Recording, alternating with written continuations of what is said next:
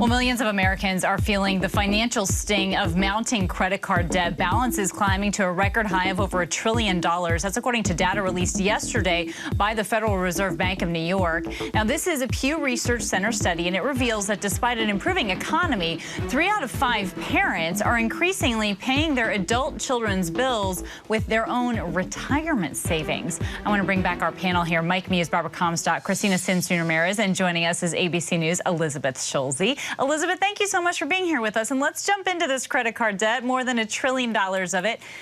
I mean, I guess the hard, simple question is, how did it get this bad? Yeah, you know, Kana, it's a big number, $1.13 trillion. And as you saw, it was $660 billion just 10 years ago. So this has been going up, and it's been going up at a fast pace. But it isn't all bad. I mean, some of this is just the fact that more people are using credit cards. We're buying more stuff online. People are out spending money, and consumers have been really resilient. So some of this is just how people are making their purchases day to day. The problem with this number is that more people are becoming late on their payments. Credit card delinquencies have been going up. And so what's happening is that people not only are not making the full payment on their card, they're missing payments altogether. And this is when it can really add up. A, you get stuck with paying a lot of interest, and that quickly goes up with time, especially with high interest rates. Credit card interest rates right now about 21%, which is a lot higher than they were a couple of years ago.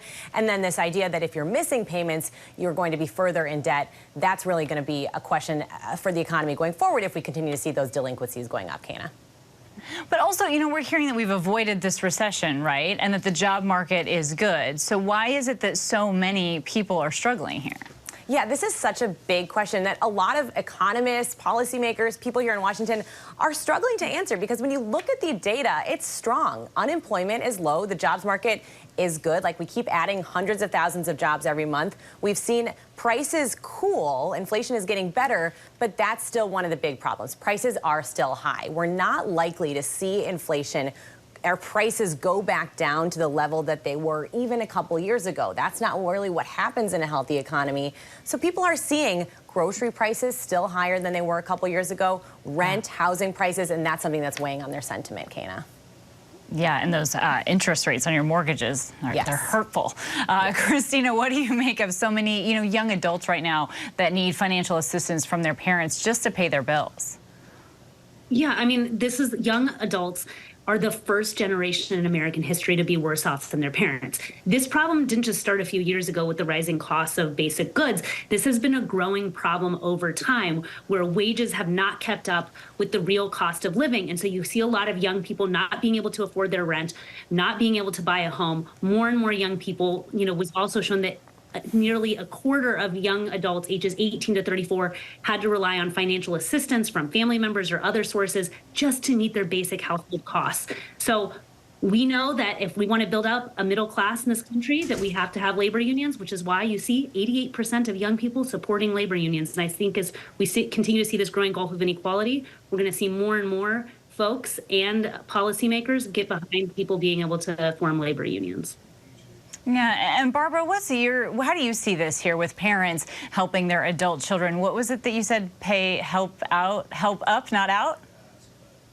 Yeah, well, I know I got married, went to law school, and had 3 kids when I was in my 20s. So my parents certainly were wonderful and helped me. So I'm happy to help my kids now. Fortunately, they're all, you know, doing great. But, you know, helping them up and helping them, you know, the way my parents helped me, I'm always happy to do that when I can. But, you know, it's always hard, you know, when you're young to get started there. So be a bridge and help where you can. You know, that number is interesting, 25% cell phone bill and streaming services. Mike, what should we make of this Harvard University report, by the way, that says 50% of renters say they're struggling to pay their rent every single month? And it also says that they're seeing a dramatic rise in eviction notices as well. I think that is true. I think it answers a question of Elizabeth Schulze's excellent reporting about high credit card debt. What's happening is you see rent is high for a lot of individuals, and so what they end up doing is putting a lot of charges on their credit card in order to keep as much cash on hand. And as a result, the credit card debt goes higher up, and they're unable to pay it back going forward. And so I think there's a correlation between the rent being high with the credit card debt rising in order for a lot of these individuals to keep as much cash on their hand just for day-to-day items like groceries and fast food, which, oh, by the way, Kana, also has increased. Oh, the fast food's going up. It's all over now, Mike. Yeah. It's all over. No more getting that guac at Chipotle anymore. Guac has always been expensive, though, I feel like.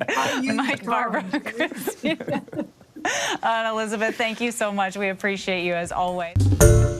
Hi, everyone. George Stephanopoulos here. Thanks for checking out the ABC News YouTube channel. If you'd like to get more videos, show highlights, and watch live event coverage, click on the right over here to subscribe to our channel. And don't forget to download the ABC News app for breaking news alerts. Thanks for watching.